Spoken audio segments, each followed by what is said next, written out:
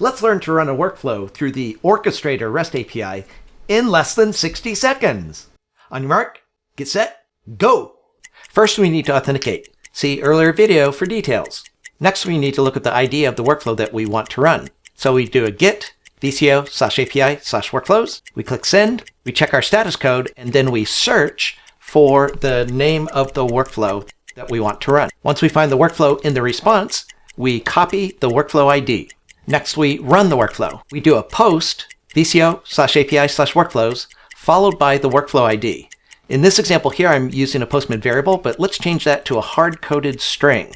/executions. This workflow does not have any inputs, but if it did, we would need a body like this.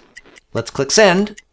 We check the status code. In the response body, we have the ID of the workflow token for this particular workflow run. And we can save that workflow token ID in a Postman variable so that we can use it later on to do things like look up the status of this workflow run.